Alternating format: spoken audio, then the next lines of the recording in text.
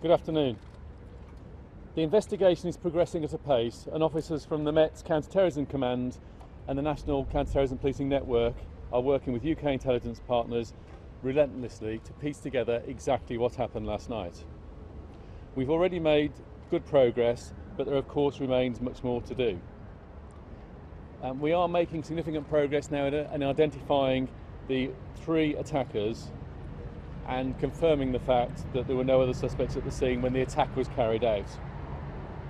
Work is ongoing to understand more about them, about their connections, and about whether they were assisted or supported by anyone else. As I think you're aware, there are searches ongoing in East London and 12 arrests have already been made. There is clearly more to do, and we will work relentlessly to get to the facts. We have established that the van used during the attack was a white Renault van that was recently hired by one of the attackers.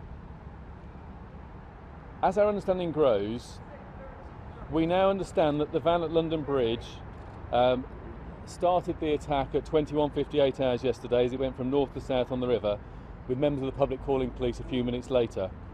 The van mounted the pavement and collided with pedestrians before being abandoned, where attackers were armed with knives, continued into the Borough Market area, stabbing numerous people.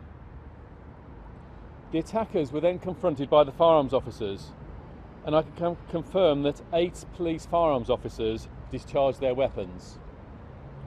Whilst this will be subject to an investigation by the IPCC, our initial assessment is in the region of 50 rounds, in the region of 50 bullets were fired by those 8 officers. The 3 attackers were shot dead. The situation these officers were confronted with was critical, a matter of life and death. 3 armed men wearing what appeared to be suicide belts. They had already attacked and killed members of the public and had to be stopped immediately.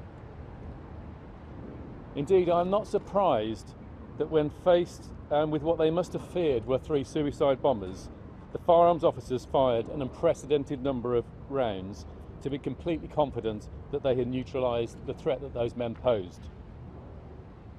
I am humbled by the bravery of an officer who will rush towards a potential suicide bomber thinking only of protecting others. As the officers confronted the terrorist, a member of the public also suffered a gunshot wound. Although the injuries are not critical in nature, they are in hospital receiving medical attention, and we will of course keep you updated on that. 7 people have been killed in addition to the 3 attackers. Work to inform the next of kin of the victims is ongoing, and this may take some time as we believe some of the victims are from abroad. On top of that, we have 36 people remaining in hospital suffering from a range of injuries. Some of these are extremely serious and 21 remain in critical condition. You will have heard today about the British Transport Police officer who sustained injuries in the attack, responding to the incident. I can also confirm that an off-duty Metropolitan Police officer based on Southwark Borough was caught up in the attack. Fortunately, he has not suffered life-threatening injuries. He remains in hospital.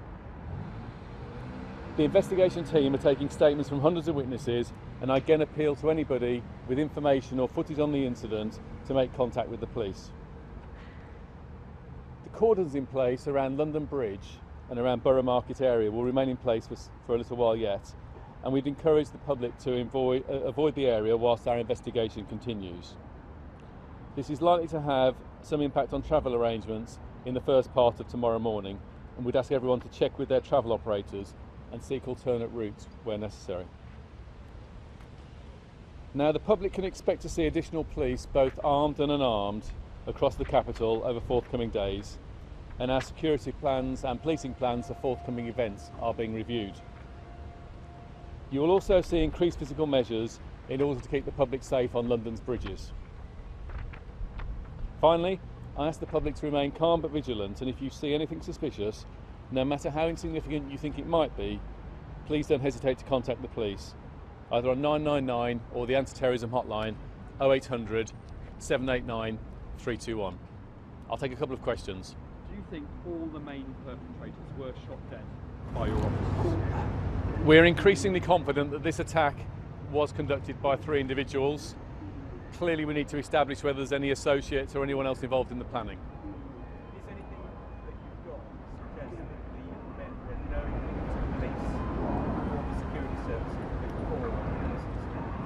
I want to finish the work on confirming the identity of those involved before I give further details in respect of that.